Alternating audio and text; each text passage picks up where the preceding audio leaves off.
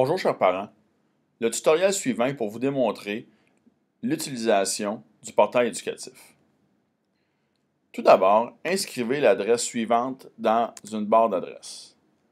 apprendre.cefsk.ca. Ceci va vous amener sur la page principale du portail.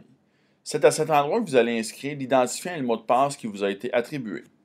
Pour le bien de l'expérimentation, là, je vais en entrer un que je connais.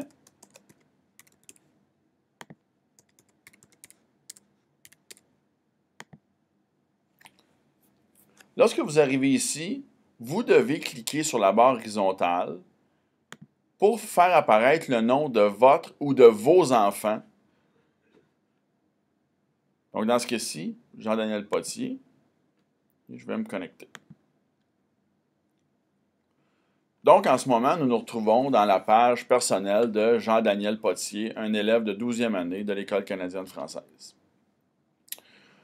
Et ici, vous voyez sa page. Dans sa page, vous voyez guide en ligne. Ce sont des tutoriels d'utilisation du portail, un dossier personnel, et vous voyez des boîtes de cours qui lui sont attribuées. Pour consulter les cours auxquels votre enfant est inscrit au deuxième semestre, vous venez ici à la barre où c'est inscrit Groupement Widget et vous cliquez sur la barre horizontale. Les cours que vous verrez entre parenthèses avec un code -2 représentent des cours du deuxième semestre.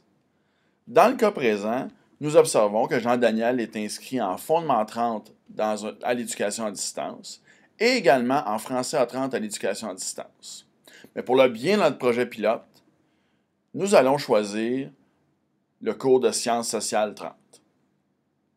Donc, tout ce que vous avez à faire, c'est de cliquer sur le cours et ceci va vous amener dans l'univers du cours de Sciences sociales 30.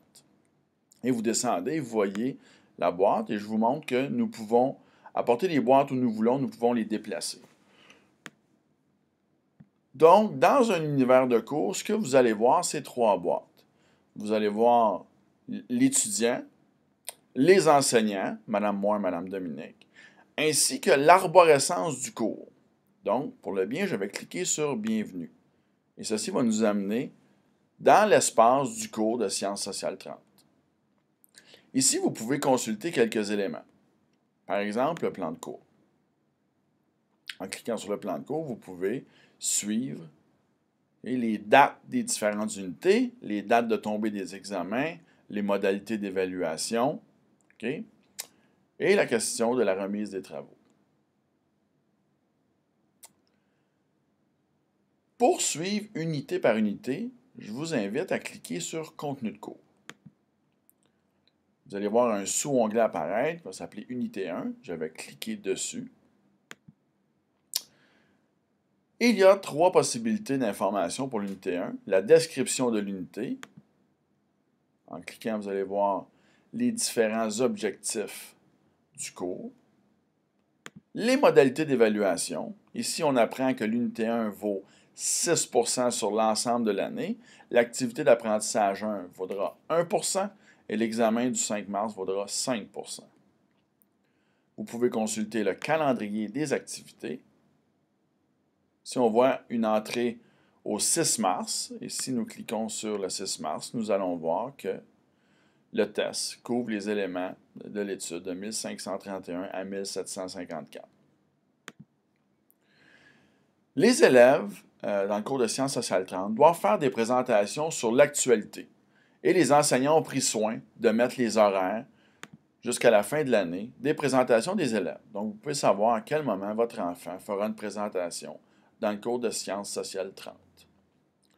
Il y a 2 groupes, donc il s'agira de trouver si votre enfant est dans le groupe A ou le groupe B.